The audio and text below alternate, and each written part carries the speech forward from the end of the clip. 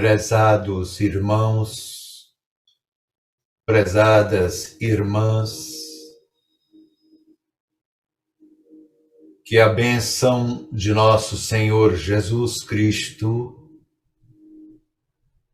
esteja em nossos corações e em nossas mentes.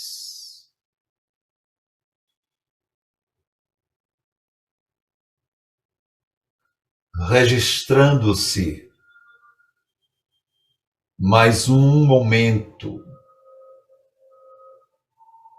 em que o Livro dos Espíritos chega-nos como escrínio de luz para os nossos caminhos espirituais. Nunca é demais render ao professor Rivail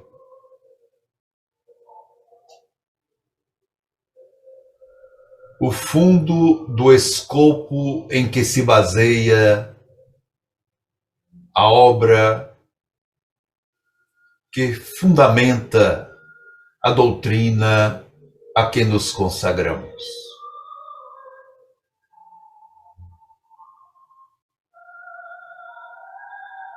Encontramos na extensão das obras da nossa amada codificação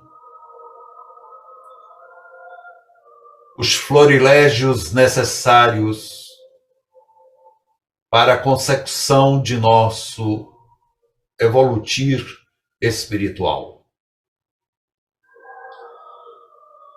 Não há dúvida de que as dificuldades se interpõem em nosso caminho, como assim ocorre em toda construção digna que se realiza no progresso humano. Muito mais há de se convir quando se trata de uma construção que se eleva aos céus, às altitudes espirituais, em consonância com o ensino do Senhor Jesus.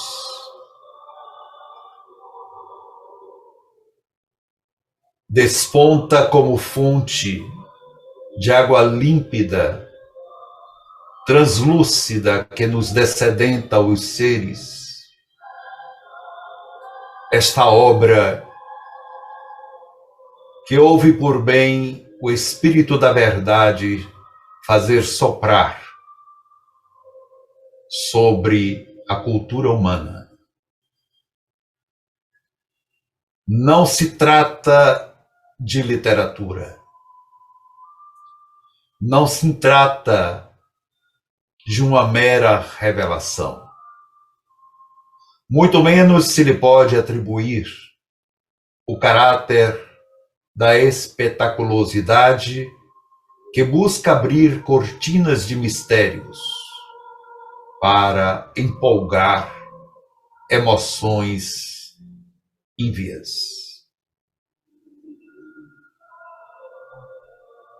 A obra espírita que se inicia com o Livro dos Espíritos é uma pedagogia para a evolução do espírito e da alma encarnada. Do espírito, porque na espiritualidade, quando nos encontramos no que é dito mundo invisível, aplana, esclarece, dá-nos os devidos sinais para continuarmos o trabalho do aperfeiçoamento. E para as almas ou os espíritos encarnados, mais significativo se torna o escopo doutrinário para aqueles que tiveram olhos de ver, ouvidos de ouvir, que despertaram para tudo aquilo que o Espírito da Verdade houve no tempo adequado e previsto pelo Senhor Jesus trazer para o nosso mundo, o nosso amado orbe, visando alertar-nos sobre a continuidade do nosso empenho e fidelidade ao Evangelho.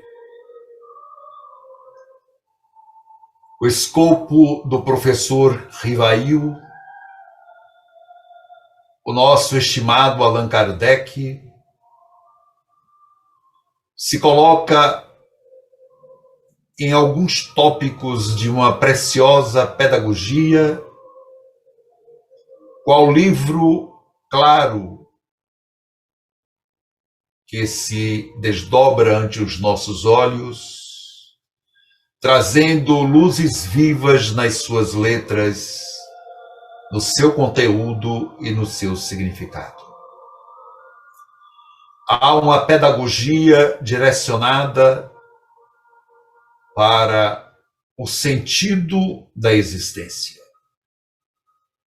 Depreendidos os estudos da reencarnação, como aqui se tem observado entre os irmãos e irmãs deste grupo, pode-se dar sustentação aos sofrimentos, às dificuldades, às contradições, que aqui e ali aljofram lágrimas no coração, dores que muitas vezes parecem sem significado. Entretanto, o entendimento da reencarnação nos prepara para as lutas, visando a estágios mais avançados de desafios em nossas existências individuais e nos preparando para colimarmos tarefas coletivas que nos vão além dos interesses pessoais. O segundo ponto que poderíamos aqui apontar é a pedagogia do aperfeiçoamento infinito ante a grandeza de Deus. Colocando-nos na estrada sem fim deste aperfeiçoamento, do qual a reencarnação é um instrumento, podemos entender que a condição humana e dos seres criados por Deus pode avançar para fronteiras infinitas, podemos dizer estelares, que nos farão entender esta vontade divina e servos desta vontade, e não da nossa própria vontade. Mas um ponto pedagógico que podemos depreender do ensino de Allan Kardec: a pedagogia do serviço. A pedagogia que nos coloca frente à necessidade de exercermos a caridade como elemento central das nossas vidas. A expressão magna encontrada no próprio Evangelho segundo o Espiritismo, no capítulo do Fora da Caridade não há salvação, para além das fronteiras conceituais, dos dogmas, das concepções particularistas das religiões, dos ritos, nos coloca à frente de uma questão essencial que pertence ao registro da consciência, da conduta de uma responsabilização com a nossa vida e com a do semelhante, porque não há caridade se não inicia-se em nós, e não há caridade que não vá para além de nós, retida que esteja no egocentrismo ou nas peias e cadeias infelizes do egoísmo. Uma outra pedagogia importantíssima e essencial que deu origem à própria doutrina dos espíritos é a pedagogia das relações entre o mundo corpóreo e o mundo espiritual. Esta pedagogia que nos coloca em planos diferentes, em experiências similares, é sumamente importante para entendermos a continuidade no tempo e no espaço evolutivo, o que realmente precisamos realizar. Dá sustentação à reencarnação, dá sustentação ao processo da nossa evolução em direção ao infinito, dá sustentação à própria caridade, porque são os testemunhos desta relação intermundos que nos dá a certeza de que não podemos recuar, de que o avanço é imperativo. Há a pedagogia das leis naturais, o ensino que nos conduz para a devida retidão moral, que sementa todo o nosso plantio realizado pelas encarnações, atentando para os deveres da justiça e do amor.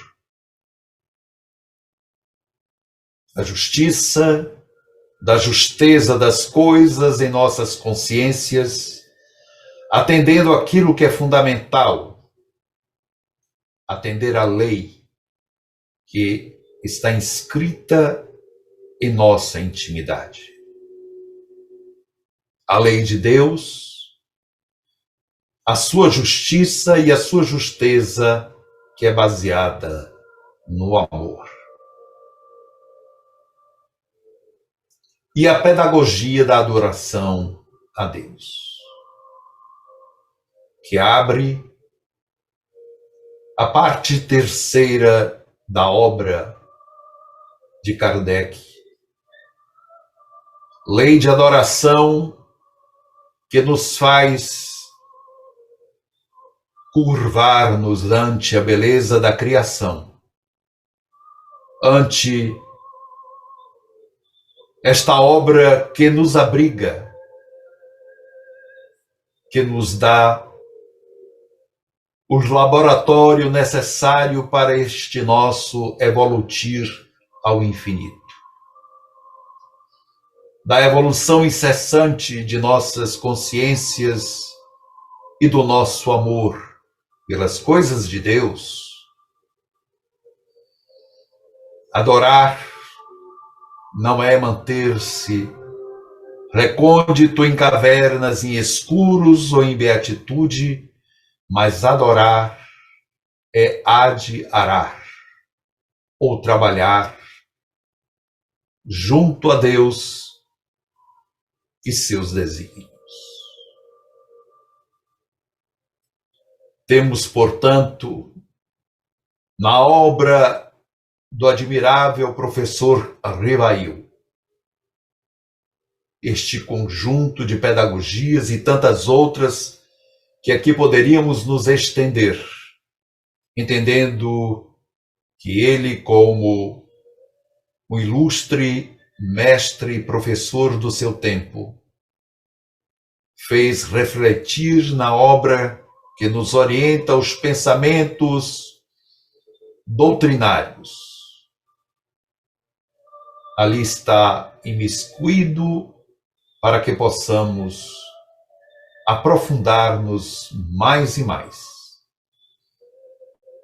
nesta fonte que o Espírito de verdade, que Jesus Cristo nos deu por escopo a seguir, a estudar e a ensinar.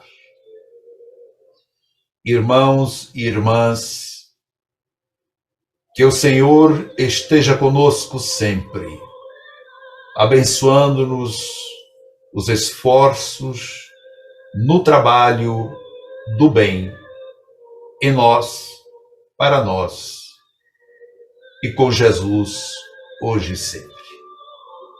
O vosso irmão e companheiro Emmanuel.